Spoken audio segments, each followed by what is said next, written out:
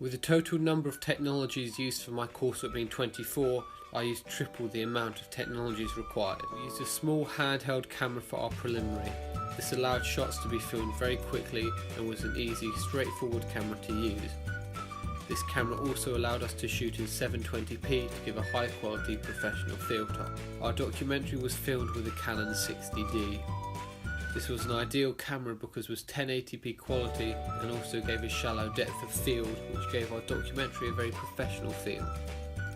Having manual settings also allowed us to make suitable adjustments to the type of shot we were shooting. During post-production we edited both of these using Final Cut Pro 10. This was a professional program which gave us all the features we wanted, such as colour correction, yet was also very easy to use and adapt to. For the evaluation questions, in post-production I used iMovie. Again, this was a very simple program which was easy to use, yet limited the amount of features available. For a microphone I used for my final task voiceover, evaluation questions and other posts on my blog, I used a microphone from the iPhone 6s on the voice memo application. This was an easy to use handheld microphone which we could use externally from the camera. With it being a powerful directional microphone, along with the ease of use and size of it, it was perfect for our final task. As means of communication between the group, we alternated between one-to-one messages through WhatsApp and iPhone's iMessenger, but we predominantly used the group chat feature on Facebook's Messenger app. This was easily accessible to all of us, and with its very simple layout allows communication to be as easy as possible.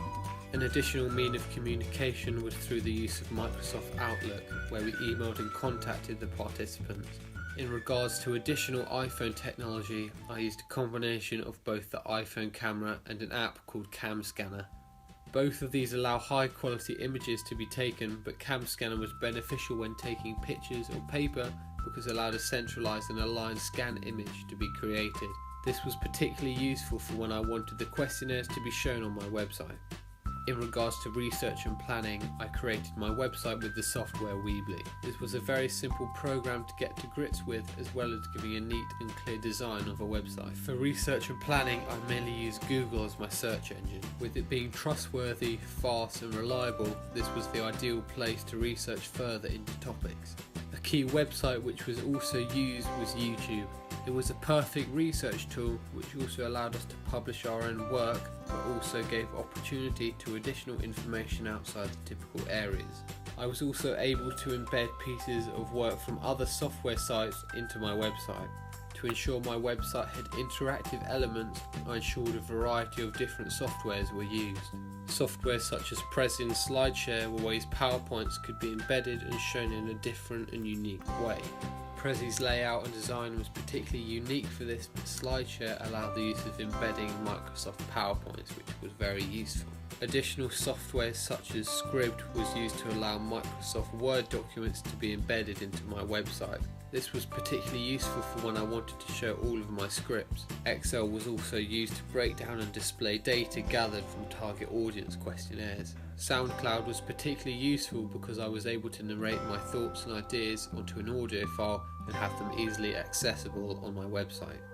Vokai 2 had a similar audio file element to it, but was different to SoundCloud in the way that the electronic face could speak out the words. This was particularly useful for documentarian studies, as well as displaying information in a unique way. Whilst creating the poster ancillary task, we used Adobe Creative Software's Illustrator and Photoshop. Both of these were able to create a professional outcome for the poster with the wide variety of effects, filters and design processes. Despite the steep learning curve, it was able to create a high quality piece suitable for our documentary. Adobe Illustrator was also used to create the production company logo for the introduction to our final documentary.